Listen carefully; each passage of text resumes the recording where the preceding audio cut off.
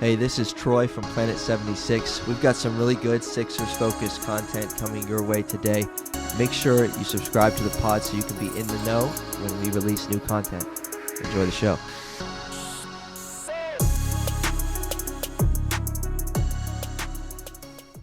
Welcome, everybody, to Planet 76 podcast. My name is Michael. Troy is here. As always, we have our kind of mid-series recap episode for the Sixers-Celtics series. Series is now tied. Yes, you heard that correctly. Tied. That's right, baby. Sixers took Game 4 today in a near meltdown. We'll get into that a little bit. But make sure you guys subscribe to the podcast and follow us on Instagram, follow us on Twitter, subscribe on YouTube, Spotify. We are on most platforms, so make sure you drop a follow and let us know what you think of the episode. Troy, I'll let you start. Take it away. Let's hear it. Oh my goodness, man. What a roller coaster of a Game 4 was. Before we got, I think we have to start there, and then we'll kind of go back and look at the rest of the games and give our thoughts as we look ahead. So like Michael said, we're kind of just checking in, mid-series after 4 games. And again, it's 2-2. We're now previewing basically what is a best-of-3 series. That's the reality, where the Sixers lie now with the Celtics. And of course, hopefully you've been keeping up with the Planet 76 5-minute recaps. Michael just dropped one for Game 4 tonight, and so you can go check that out too for even another in-depth look at what happened in Game 4. But a 2-2 series, and what I'm going to say, I hope this makes sense to you, and I hope this makes sense to the listener. I think coming into Game 4, there was a lot of negative talk around the Sixers. There was a lot of series is over. I saw multiple Twitter accounts saying, all right, off-season goals for the Sixers. Here's what we need to do. Here's what needs to happen. Here's how we're going to make it happen. We got to ship off this person. We got to recruit this guy. So there was a lot of talk about what the Sixers needed to do in the offseason, yet now we're sitting in a series that's 2-2 and it's a best of 3. So as bad as Game 3 was, at home, Joel gets the MVP that night and you lose. You lack energy. As bad as that was, Game 4 to win in the style that they did in overtime by a score of, what was the final? Oh my goodness. Final was Today? Yeah, today. Score was 116, 115. Right, in overtime. Right, for it to happen that way, it almost feels like for this series to be 2-2, it feels, and as good a situation that is for the Sixers, it feels like the vibes are worse amongst fans, I feel like. And I hope that makes sense. Obviously they're better today than they were after Friday's game, but like, what more could you ask for? And again, did you really think the Sixers were going to go up 3-1 on the Celtics? Like, probably not. And so 2-2, right. 2-2 is like the best scenario you can think of, and now we got a best of 3. We got to head up to Boston. Obviously, it means we got to win one there, but if you told me 2-2 at the beginning of the series and we're going to be heading up to Boston for Game 5, I'd take that, because I'm not going to, again, expect the Sixers to be up 3-1. I don't know. Why don't you just give your first reaction, initial reaction, thoughts to where the Sixers are at right now and how Game 4 went down today? Honestly, I still am kind of shocked. Not only that the Sixers won this game, but that the series is now tied. Kind of like what you just said, Troy. A lot of people, right, including a lot of Sixers fans, already had the Sixers written off in this series. So, yeah. in reality, they shouldn't even be here. If that's what was happening, that's what was happening, the Sixers shouldn't be here for most people. So I feel like this is a bonus, and I'm still a little shocked because of the way they won the game, by how many times that they looked like they were going to lose the game. And you have it here. They had a 16. Yeah, they were up 16. They were up 13-12. They were up for double digits for not majority of the game, but a huge chunk of the game.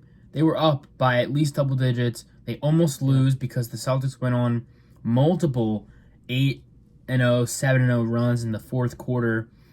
And then it goes to overtime. Yep. And then Marcus Smart almost makes that shot. He was like 0.2 seconds away from hitting that three to win the game. And I was saying, watching the game, I said, they're going to make a shot and they're going to win this game and they're going to go 3-0 and we're going back to Boston. And it's not going to be good. So I am very excited. And this might be a little controversial based on the way this game went, but I think Game 5 is a fresh slate because the Sixers know how narrow this was, how narrowly they escaped with the win here. And going into Game 5, it's got to be a fresh reset. They have to start from zero, start fresh. Okay, act like it's Game 1. I don't care, because that's what it's going to take for them to not focus too much on the things. Obviously you want to take away some things from the past 4 games, but you also want to give yourself a little break, because carrying some of that weight from the past couple games, it's gonna hurt. And I think I think Game 5 is a fresh slate, and a lot of people are upset with the way that Sixers won this game, but a win is a win, and just Game 5. Game 5 is it's Game 5. It's just another game in the series. It's a reset. Yep. I like the way you put that, because it's a best of 3 now. And it just sounds, seeing what we've seen in this series, seeing it take 2 James Harden game winners to get the Sixers 2 wins in this series, it almost sounds weird to say the Sixers and Celtics have won the exact same amount of games in this series. It sounds funny, but it's the truth. And so they're, other than the fact of home court, the Celtics are no better off than the Sixers are. Other than, the fact that they do have home court advantage, the Sixers are going to have to win one in TD Garden again. But how good was James Harden tonight? 42 points, 9 assists, 8 boards, 4 steals, bounce back performance after 2 bad games. Yeah, why don't you share a little bit about him? 16 for 23 and 6 of 9 from 3. I said the game winner in overtime, but let's not forget the floater he hit in the lane to tie it with 18 seconds left in regulation. I mean, how good was he? It's remarkable. It really is. You go from having one of the best playoff games of all time to having 2 of the worst playoff games of all time. And then you come back and you have maybe not one of the best playoff games of all time, but definitely one of the best playoff games of the century. I don't even know. It's the turnaround is amazing. I don't think I've ever seen a player do this. Like, he looks like one of the best players in the entire playoffs one game. Then he drops hard off for 2 games in a row. And he comes back and he nearly does the same thing he did in Game 1. It's incredible. It's incredible. Yeah. Good and bad, because he was incredibly bad. So many similarities. Incredibly good in 1. Right. So many similarities between 1 and 4, and so many similarities between 2 and 3. In the outline, I even put, Game 1 we got awesome James. Game 2 we got bad James. Game 3 we got awful James. And Game 4 we got unbelievably great James. And how is that possible? It doesn't make a whole lot of sense. But you like what you see, and he's the reason they won. They got 2 of these wins. And Game 3, he was a huge chunk of the blame for the reason they lost that one. So the bounce back from James, pretty remarkable tonight, like you said. Just phenomenal stuff. I thought that you touched on it a moment ago, but a few of the Celtics runs that they went on were huge to keep them in the game. I thought it was late third quarter. Yeah. Sixers were up 14-15, 16. And I was like, okay, the last 2 minutes here are going to determine a lot. If it gets up to 20, it's going to be ball game. If it gets down under 10, Celtics are going to be in this one. And sure enough, they go on an 8-0 run, and then Maxey hit a 2 to put us up, 7 going into the and that's fourth? The thing, too. It's like 8, so the Sixers and then they couldn't quite get over the hump of a 20-point lead. Because if they did, right, it was going to be a lot harder, even though the Celtics did make those runs in the fourth quarter. They couldn't quite get it up to 20. They had 16. They had Did they have 17? I think no. Right. They had 16. They just couldn't No, quite. 16. Yep. They had a couple opportunities. They just couldn't quite get it over to 20 points. Yeah. Yeah, they couldn't quite get there, but they somehow, someway pull it out at the end. Fourth quarter, it was straight out of a nightmare. So if I'm going to just give you a little insight into what it looked like in my house these last couple games, Game 3, I was very frustrated. I was very mad, emotional. Tonight when they were doing it, I wasn't even mad. When they were blowing this lead, I feel like a parent. I was disappointed because like I just sat there, blank stare on my face. I'm like, we're really doing this again. Celtics took the lead. Marcus Smart hits a could have been a dagger 3 to go up 4 with 2 minutes left to go up 5. Tatum, I think, hit one. It was just like, here we go. They really, really did it. And I was just blank stare like, this is And I happening. also find it incredible. And somehow, some way they pull it out. No, I was just somehow, some way they pull it out. And I think, again, if I remember correctly, through the first 10 minutes of the fourth, Sixers only finished the fourth with 15. Through the first 10 minutes, I think they had 8 points. I mean, come on. I also find it incredible how you mentioned with Marcus Smart. I find it incredible how somehow, some way, Sixers are gaining traction, getting the lead up, and somehow Al Horford hits a 3. Malcolm Brogdon hits a 3. Marcus Smart hits a 3. They just find a way to hit a shot at the worst time for the Sixers. And Malcolm Brogdon, I mean, he kind of, at times, he looked like the second best player for the Celtics this game today. At least today. He was sniping threes today. It was ridiculous. I was shocked to find out that he shoots 44% from 3 on the season. And that's why he was making those threes, because he is a good three-point shooter, which I did not know until... I mean, I knew he was good. I knew he was that good, though. Yeah. But that 44, among the league best. You ever see that Shaq meme? He was like, I'm sorry, I wasn't familiar with your game. I feel like today, exactly. Finding that out. That's fitting. That's fitting.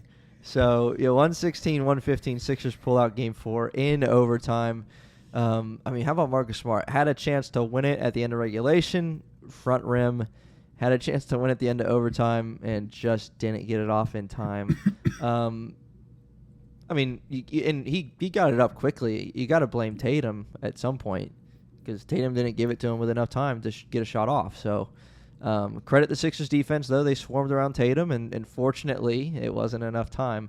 They should have started to play earlier, clearly, because had there been, we'd be sitting here talking about a 3-1 deficit for the Sixers. So fortunate for the Sixers to come out with the victory in this one. But, we don't have to go into great detail about the other games. Maybe just piggyback on some stuff that we can take from Nuggets from past games and move them into a preview of what's to come. But I want to give you the floor here for one of your guys because I want to hear your. I mean,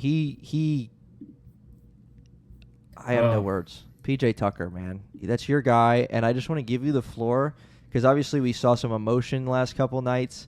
We saw some grit. We saw an incredible rebound in and one that was all about effort. So why don't you just take the floor with your guy, PJ Tucker? A few episodes ago, we had an episode called Exposing PJ Tucker Haters, and I want to see you do that right now. So let's hear it, man. What's your thoughts on PJ? Well, I'm really hoping that if you didn't really pay much attention to the Brooklyn series, I'm really hoping that this series against the Celtics has opened your eyes to, I don't even want to say the impact, because I just feel like it doesn't really, I feel like it's a buzzword. It's like, and he's so impactful. Mm-hmm. I really hope that this game has opened your eyes to what PJ Tucker actually brings to your team and the value that he brings to a team like the Sixers. We've talked about it on here. We've seen him with the teams like the Bucks, with the Heat. He's constantly providing value because of what he can do on the floor that doesn't necessarily translate to big scoring or just even big numbers in general. Today, I mean, Game 3, when he had 4 threes, or he had 3 threes, however many he had, The defense. I have a clip on my phone. I was going to post it. One possession in Game 3 where he's basically guarding the entire team. He's switching between guarding 4 different players, whether it be he's guarding in isolation or he's helping on somebody else. And it's just, you look at that and you're like, wow, that's why they signed PJ Tucker, because he's doing things that star players don't even do. You don't see star players go out and switch between 4 different players on the floor. You don't see guys go out and grab rebounds like the way he does and get tap-ins the way he does. And I hate to say this again, because I think we've also said this a lot on the podcast too, but you don't know what PJ Tucker does unless you watch the games. Like, you gotta watch games. You have to watch games, because the entire season, for everybody that was saying how bad PJ Tucker was, how he was overpaid, the Sixers shouldn't have signed him, you don't watch games. It's clear. So when you say those things, I just want you to know that you're exposing yourself, that you don't watch games. You don't watch PJ Tucker on a daily basis. You just look at the box score and you say, oh, he went 0 for 4 and he had 2 rebounds. He sucks. That's not basketball. That's not what you're supposed to do. You're supposed to watch the game and you're supposed to see what happens. You're not supposed to rely on points to show you who's a good player and who's not. Because PJ Tucker doesn't do the traditional scoring, putting up big numbers, but he's still an extremely valuable player. That's why teams have been going after him for years and years and years now. And that's why the Sixers wanted him. So, in short, if you actually want to know how good PJ Tucker is, you have to watch Sixers games.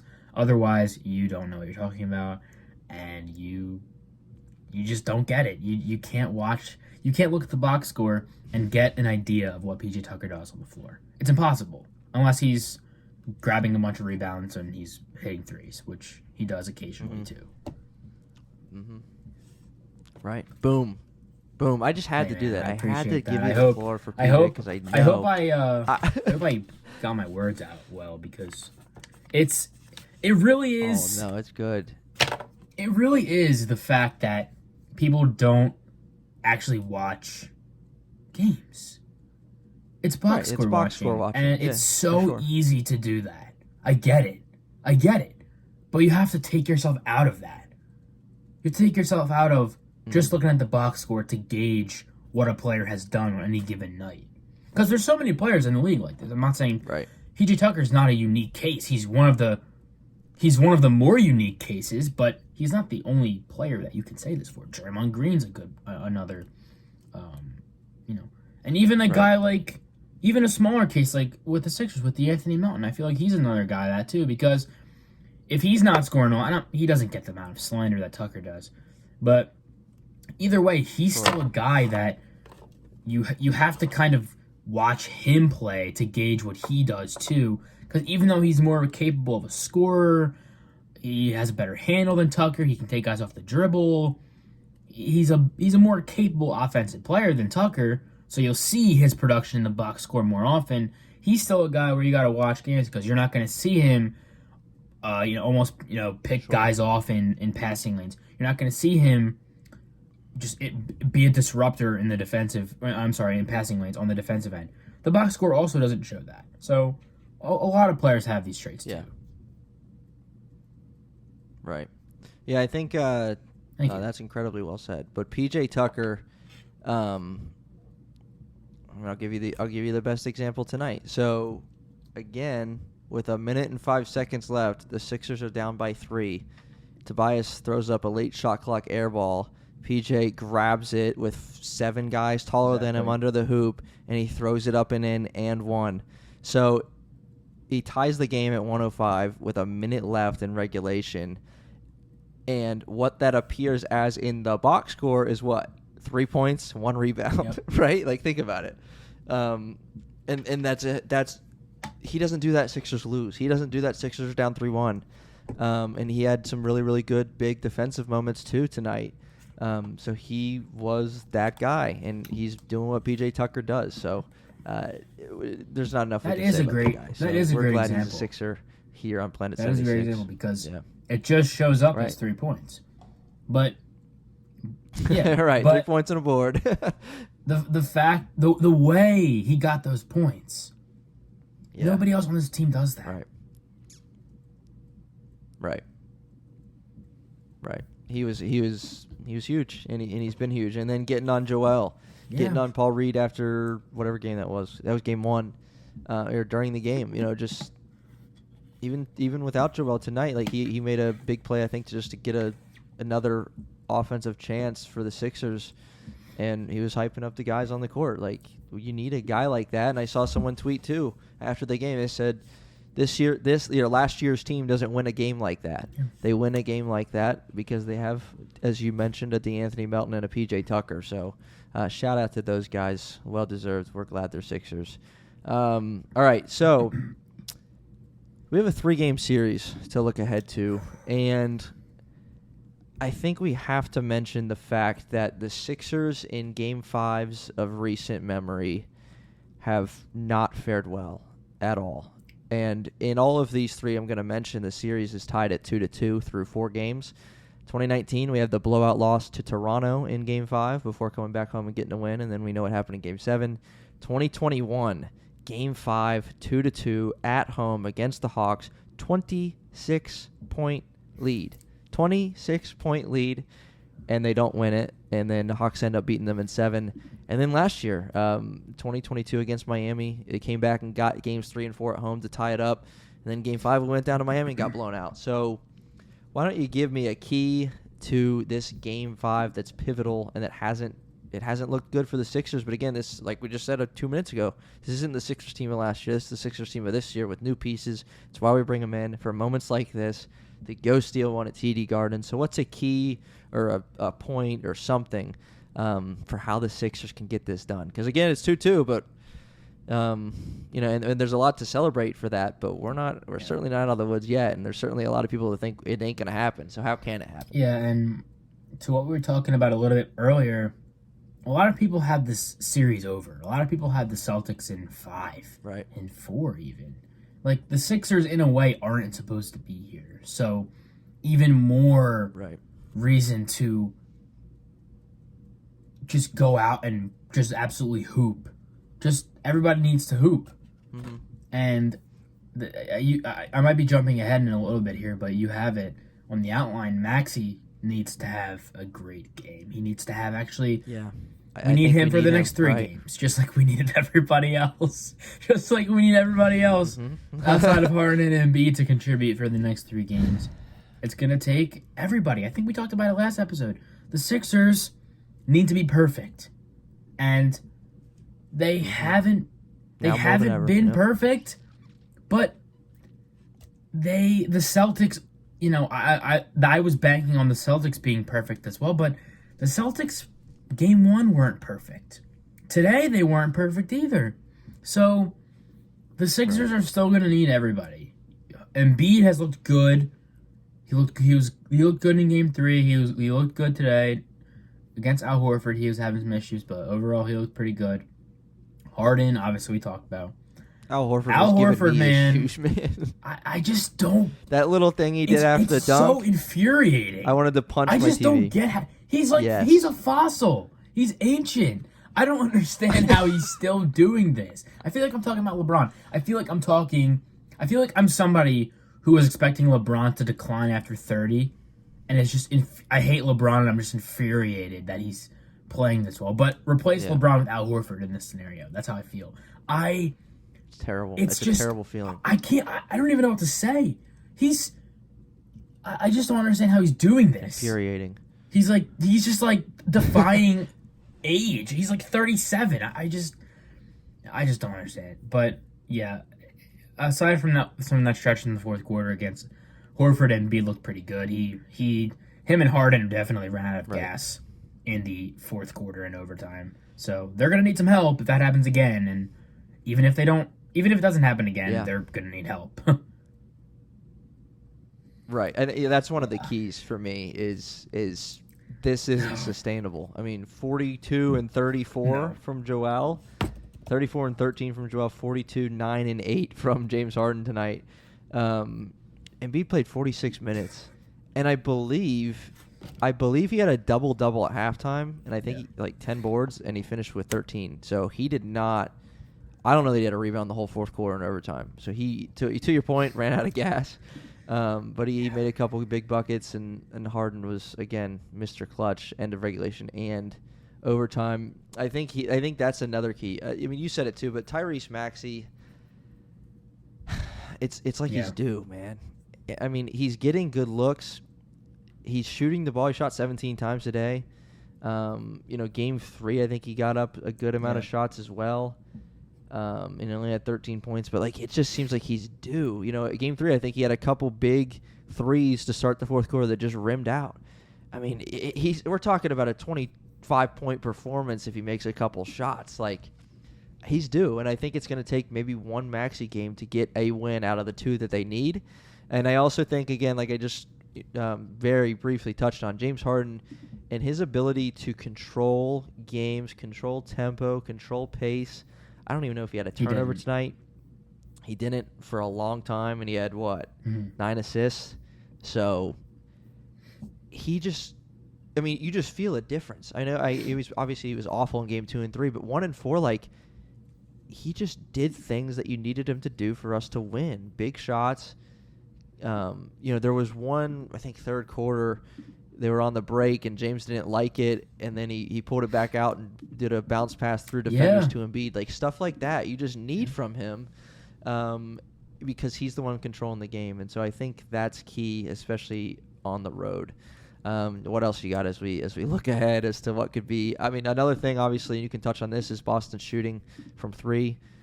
They put up 45 3-point attempts in Game 3 and 44 tonight, 51 in Game 2. So they're going to keep chucking them. How do we keep them from making them? And what have you seen them to be successful, Sixers defensively, that's allowed them to defend some threes well? The Sixers today, I think, closed out on threes pretty well. There were a few where they definitely could have closed out, especially on Al Horford and Malcolm Brogdon. But the Sixers, one thing they can't do, they can't. Sometimes they give shooters too much space. Like, I feel like this is the same thing with every team, but I feel like with the Sixers, sometimes they just sag off way too much on good 3-point shooters. I mean, everybody on the Celtics can shoot pretty much. I feel like they sag off too much, and there are possessions where they just like leave guys open. Like, Al Horford was open way too much this game. I know it's not easy because they're throwing doubles at Tatum, so somehow somebody's open because one defender is helping Tatum, so his man's open. But I feel like they leave too many guys too open, and it doesn't always cost them, but you can't really give the Celtics opportunities to make threes because they will do it. They will make threes, especially corner threes. That's a big thing because at least today there were many times where they would leave Al Horford, Derek White open in the corner, and one specific Derek White player, I remember he was just open, he just drained a three wide open in the corner. You can't do that, and we talked about that. I think on the preview episode. You can't leave them open. You can't make them beat you from three because they will. Because they will beat you from three if you let them. They will make their threes. You can't do that with the Sixers. Like, the Celtics can make the Sixers beat them with threes, and they might not do it. But the Sixers, if they make the Celtics beat them with threes, the Celtics will do it. So you can't. That's something that they need to carry over for Game 5. You cannot give them. You need to give them as little amount of space as possible from three. Like, you just cannot leave them open. Yep. Well, the I guess a positive for the Sixers right now coming out of Game 4 is that in Game 1, they get the win, but Celtics only made 10 threes, very uncharacteristic of them. Game 4, Celtics made 17 threes, and we won. So that's a good feeling, a good takeaway to know that, well, they got theirs, and we still were able to come out with a victory. And it might be wishful thinking, but maybe over the progression of a series, you can get better at knowing schematically and where guys are going to be and knowing how and when to defend corner threes and maybe they can make it a little more difficult for them to get theirs. 17 for 44 tonight. Jaylen Brown, I feel like he just gets used in spurts, and he's so efficient. Like, Jaylen Brown is 10 for 16 tonight. He's had other game. He was 8 for 10 in game 1. Like, yeah, he seemingly makes everything. So he's one to be a little concerned about. But again, it seems like almost the Celtics end of game aren't utilizing him as they should with how efficient he's been shooting the ball. I found this nugget interesting too. So tonight, Sixers had 3 guys in double figures. We know 2 of them, and Maxey was the other one. Celtics had 6. That's it. Between like 17 and That's 24. However, I did like the way their depth. I did like the way they defended Tatum today, because Tatum started off 0 for 8. He had his first shot, which was a contested mid-range jumper at the end of the second quarter. I did like the way they defended Tatum today. He did end the game 9 for 20, but he was 1 for 6 from 3. And he only had 24 points. So I think limiting Tatum, like making Jaylen Brown beat you, I think is going to be a key for next game and to follow as well, because they've shown that, without Tatum, they obviously lack scoring, and you force him to make passes, which he's good at doing, but he's not great because scoring is his best attribute. You force him to make a pass, and you force him into not particularly tough, like bad shots, because he can make tough shots. But you force him to pass, you force him to get the ball out of his hands, and I think the Sixers did a pretty good job of doing that today. They don't really have a guy that can really match up with him well. Like, Harris is their best bet, and even then, I don't always trust Harris on Tatum, because he isn't the quickest, like moving side to side laterally when he's defending, because Tatum is pretty shifty, right? And Tatum can kind of get him off a little bit. So I don't know. And we saw what Tatum did to Tobias on an island to seal Game 3 with a couple big buckets. D'Anthony Melton's had some minutes on Tatum and done okay. I do agree with you. They're as a collective team, defense was good on Tatum, and again, sending him to the basket for a potential game winner at the end of overtime, and they surrounded him, and he had to give it up, and they didn't get a shot off. So that's another good thing there. So do you feel, because I felt throughout this entire series that the Celtics buckets are coming easier than the Sixers. Sixers are having to work a lot harder, it seems like, for their points. Does that make sense? And do you agree? Yeah. I just feel that way. I do agree, and I think that speaks to their firepower, because they have way more options to spread the ball to on the perimeter, so they can break down your defense, and they'll have more options than you will if you break down their defense. Because there were a few possessions today, throughout the whole game, where Celtics kind of broke the Sixers down defensively just by passing, and all of the guys in the game can shoot. Unless Rob Williams is in the game, but I don't think he played very many minutes today. He only played 14, whatever. But more likely than not, they're going to have a guy in the game who can shoot. The Sixers, you can't say that for. That doesn't apply to the Sixers. And, it does apply to the Sixers, just not as much as it applies to the Celtics. And not as easily. Yeah, it's not. It's not going to be as easy for them to score. They don't have as many guys that you can just say, all right, just make a 3. The Celtics do have that. Right. Yeah, and a lot of the Celtics offense is built around drive and kick, and the Sixers offense is obviously built around the leading scorer in the NBA, Joel Embiid, and so there is a difference there. But yeah, and I think it is due to their firepower. Sixers seem to have to work a little bit harder to get theirs, and that's a little concerning as we move forward in the series. But again, it is knotted at 2 apiece. We're going to TD Garden. The game is on Tuesday night. Game 6 will be on Thursday night back at the Wells Fargo Center. Why don't you give me just a couple more notes here on Game 5? And, so the 2 Sixers wins, James Harden's had to go for 40-plus. If I had to tell you he had to go for 40-plus 2 more times to win the series, I wouldn't feel very good. So how do we get a good James, maybe a season average James, and still win 2 games? Like, what's your take there? Because I'm not confident to say James Harden's going for 40 again. What's your take on, let's get season average James. How do we win 2 games? And that's the thing, too. The Sixers, I don't want to say it's not sustainable. I mean, it's not, because for asking Harden to get 40 a game, that's not what he's here. At the end of the day, that's not what he's here to do. He's here to give you more creating for others, not necessarily scoring. He can, but that's not what he's here for. The Sixers need major contributions from Tobias Harris, from Tyrese Maxey, from the bench. I don't think, outside of, I want to say, what game did Milton play well? Was that game 3? Game 3. Game 1. And game 1. I mean, yeah, he played decent game 3. Yeah, game 1 he was just very isolated instances where the bench has looked good or the other guys have looked good. Yep. Maxey and Harris are going to need to be huge in the rest of the series. It's time. Yeah, it's time.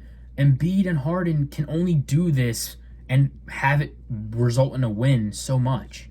Like, there's only so many amount of times where they put up these numbers and they have this type of production where it leads to a win. You need something else, because you can't just rely on them two. As good as they are, they need help. You need basketball is a team sport at the end of the day, and you need your team to win games for you. You can't just rely on 2 players to win the game for you, as good as they may be. You can't. You need help. Maxey, Harris, they need to step up. And Maxey this season has not been good against the Celtics. In the playoffs, he has not been very good against the Celtics. They do defend him pretty well, but he also has had a few games this series where he hasn't taken great shots. So some of it's self-inflicted, some of it has been Boston's defense, but he needs to be better. Yeah. And Harris needs to be better, because they're your third and fourth best players, for at least offensively, for a reason. They need to chip in. Yeah, they do. And Maxey has not fared well against Boston, as you noted. And there's been, I mean, even the buckets he's getting are tough. You know, you think of a couple drive-bys around Jaylen Brown in the series where he just has to fully extend and get it out there over Jaylen's outstretched arm. I think if he can just start knocking down some threes, because he's getting decent looks again. And for me, he's the guy that's got to get you 20 at least. Yeah. You know, there's three options to get you 20 outside of Joel and James, and it's Tobias Harris, Tyrese Maxey, and DeAnthony Melton. Yeah. But to me, I think Maxey's the guy. I just think he's so due. And I also think Tobias, I think it's a lot about matchups and spacing, because I remember first, second quarter, he had Marcus Smart on him, took him down to the paint, put it in. You know, it's like, how can we get him in lineups, in matchups where he can be successful? And just be a part of the offense, be a part of the flow. Get him in space, get him a matchup he likes, let him go to the mid-range, let him post up, let him go to work, and get him 16, 17, 18 points. I think it's going to make a big difference. And obviously, when James Harden's knocking down shots, it makes a difference for everybody else, because they have to respect his jumper, and he's done that in 2 games in this series, and they've resulted in 2 Sixers wins. So, man, oh man, we are in for a good finish to this series. We're in for a ride, folks, here on Planet 76. Again, we do want to remind you, Planet 76 5-minute recaps are available after every single episode. Again, if you haven't listened to Michael's Game 4 recap, you can do that. It is up everywhere you get this podcast, so do that. And look out for the next one coming after Game 5 from the Wells Fargo Center. Sorry, from TD Garden, Game 6, Wells Fargo Center. I wish it was from the Wells Fargo Center. We'll see what the Sixers can do in this pivotal Game 5. If you got to get one, you want to get this one before 7. I don't want to go there for 7. I'd rather get this one. Series in the line, Game 7, that's scary. So. Yeah, I'd rather get this one. So we'll see what the Sixers can do, and we'll have it. We'll have all the coverage for you here on Planet 76. Whew. We are in. We're coming in for a landing, as Mark Zumoff would say. Finale. That's right. We are coming in for a landing. It's 2-2. You can't believe it. I can't believe it. But we're here. We got a chance to knock out the Boston Celtics. So let's see what we can do. All right. We'll see you next time. Peace.